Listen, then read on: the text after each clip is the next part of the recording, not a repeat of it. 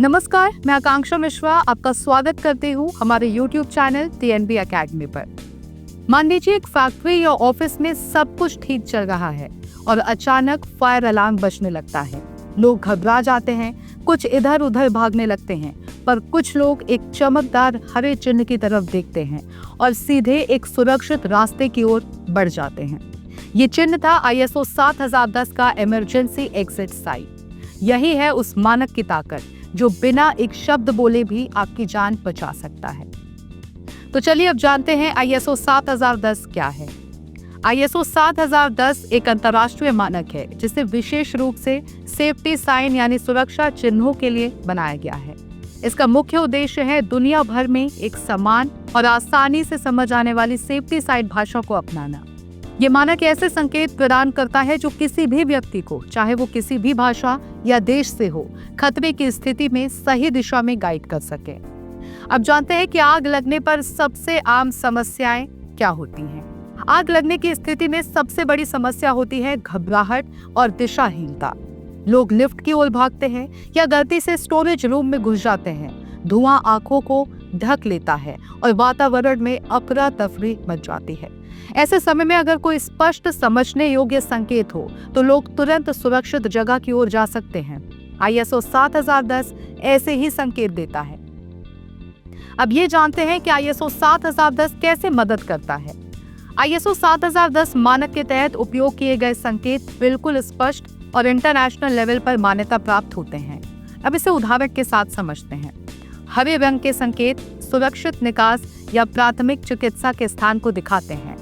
लाल रंग से आग से संबंधित उपकरण जैसे फायर एक्सटिंग्विशर, फायर होज और अलार्म पॉइंट्स को दर्शाया जाता है।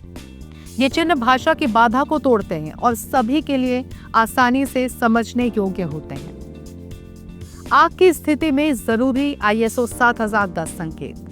आग लगने के दौरान जो ISO 7010 संकेत सबसे अधिक उपयोगी होते हैं वो है E001 आपातकालीन निकास दाईं ओर, E002 आपातकालीन निकास बाईं ओर, F001 fire extinguisher, F002 fire hose reel, F004 fire alarm call point, E003 प्राथमिक चिकित्सा केंद्र।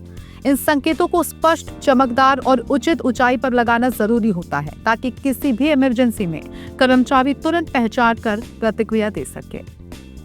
कर्मचारियों की ट्रेनिंग जरूरी है।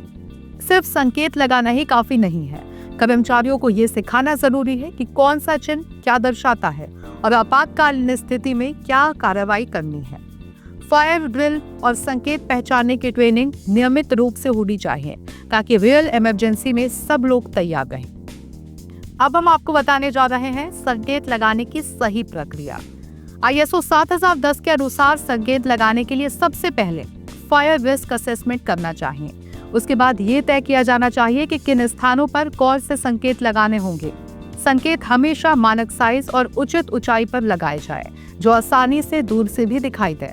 साथ ही समय समय पर इनकी जांच और मेंटेनेंस होना भी जरूरी है। ISO 7010 और भारतीय कानून का तालमेल। ISO 7010 को भारत में लागू करने के लिए इसे NBC यानी कि national building code, factory act और फायर सेफ्टी गाइडलाइंस के साथ अलाइन करना जरूरी होता है। इससे ये सुनिश्चित होता है कि अंतर्राष्ट्रीय मानक का पालन करते हुए स्थानीय नियमों की भी पूरी तरह से पालना हो रही है। आग की स्थिति में आपकी जान बचाने में ISO 7010 का सीधा योगदान हो सकता है। एक छोटा सा चिन्ह अगर सही जगह और सही तरीके से लगा हो तो वो लोगों को सही दिशा में ले जाकर जान बचा सकता है। ये सिर्फ सेफ्टी नहीं बल्कि एक जिम्मेदारी है हर उद्योग, ऑफिस, स्कूल और संस्थान की। तो अगली बार जब आप अपने ऑफिस, फैक्ट्री, होटल या मॉल में जाएं तो वहां लगे सुरक्षा संकेतों पर ध्यान दीजिए। क्या वो ISO 7010 के अनुसार हैं? क्या वो स्पष्ट हैं? क्या कर्मचारी उन्हें समझते हैं? अगर जवाब नहीं है तो आज ही बदलाव की शुरुआत कीजिए। TNB अकेडमी के साथ जुड़िए और सीखते रहिए ISO स्टैंडर्ड्स की असली ताकत आसान भाषा में व्यावहारिक उदाहरणों के साथ। हम फिर मिलेंगे एक और जानकारीपूर्ण वीडियो के साथ। तब तक के लिए देखते रहिए TNB अकेडमी। धन्यवाद।